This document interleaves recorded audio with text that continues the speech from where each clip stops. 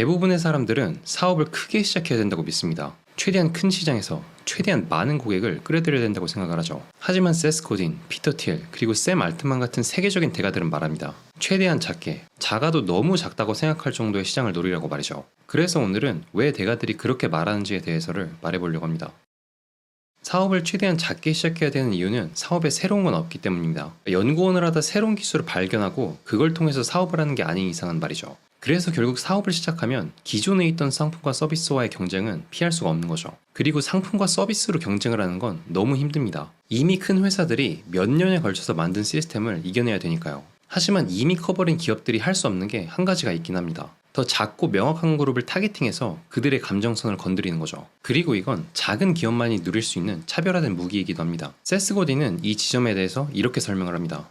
소수에게만 특별한 혜택과 관심을 주도록 디자인하고 만들어라. 누구든 내 물건을 사면 좋겠다는 생각 대신 바로 이 소수만 공략해서 그들만을 위한 이야기와 서사를 만들겠다 라고 생각을 바꿔라. 에이전시를 예로 들어보자. 지금 당장 에이전시를 시작한다면 소아치과 교정 전문의하고만 일하는 에이전시를 만들 것이다. 소아치과 교정 전문의가 아니라면 웹사이트 제작도 홍보도 해주지 않을 것이다. 오직 소아치과 교정 전문의하고만 일할 것이다. 4명의 고객을 확보하고 실력을 증명하면 문전성시를 이룰 것이다. 소아치과 전문 교정의들은 혁신가가 되고 싶어하지 않기 때문이다. 그들은 병원 성장에 최고인 사람을 고용하고 싶어한다. 그게 전부다. 고객 20명만 확보하면 더 이상 일감을 찾을 필요가 없다. 끝이다. 이건 에이전시가 필요하세요? 저희는 에이전시입니다. 누구든 환영합니다. 저희는 아무나 상대합니다. 라고 말하는 것과는 완전히 다르다. 바로 이런 감정적인 전환을 말하는 것이다. 세스 고딘이 말했듯이 소수의 그룹의 감정선을 건드릴 수 있는 건 작은 기업들만 가질 수 있는 메리트라고 생각을 합니다. 그리고 플랫폼 서비스는 작은 그룹을 노리는 게 더욱더 중요하죠.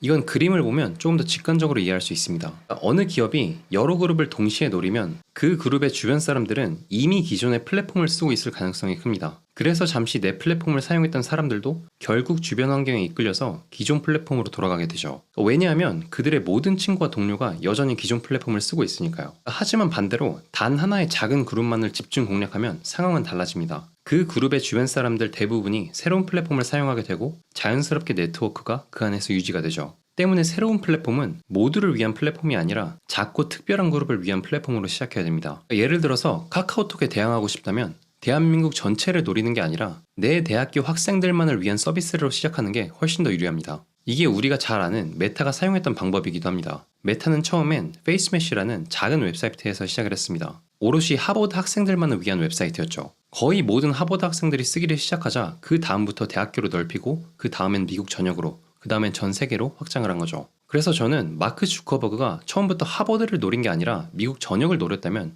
성공하지 못했을 거라고 생각을 합니다. 다른 주변인들이 모두 다른 플랫폼을 썼는데 나만 페이스북을 쓸 이유는 없으니까요. 그리고 이 개념은 모든 사업에 적용을 할 수 있습니다. 저 같은 경우는 1인 사업가들을 위한 지식 플랫폼을 만들고 있는데요. 1인 사업가들 중에서도 유행을 쫓는 사람들이 아니라 내가 좋아하고 내가 잘하는 일을 업으로 삼고 싶어하는 사람들을 타겟팅하고 있습니다. 그래서 플랫폼 내에서는 트렌드와 유행이 아니라 시대 불변하는 원칙들에 대해서 준비를 하고 있습니다. 피터 틸, 샘 알트만 같은 세계적인 기업가들의 인사이트, 세스 고딘, 다니엘 프리스틀리 같은 마케팅 거장들의 인사이트를 말이죠. 그래서 지금은 스레드랑 밀리의 서재를 반반 섞은 느낌으로 만들고 있는데 단순히 인사이트를 소비하는 게 아니라 제대로 된 커뮤니티를 형성하도록 만들려고 하고 있습니다. 그리고 저는 똑같은 이유로 유튜브에서 돈을 어떻게 하면 쉽고 빠르게 벌 수 있는지에 대해서는 말하지 않습니다. 그 사람들은 제 타겟이 아니니까요. 그리고 트렌드와 유행에 대해서도 말하지 않죠. 마찬가지로 트렌드를 쫓아서 돈을 빠르게 벌려는 사람들도 제 타겟이 아니니까요. 그러니까 최대한 작은 타겟을 노려보세요. 그리고 그 그룹의 감정선을 건드리는 거죠. 그리고 그건 처음 사업을 시작하는 사람만이 사용할 수 있는 강력한 무기입니다.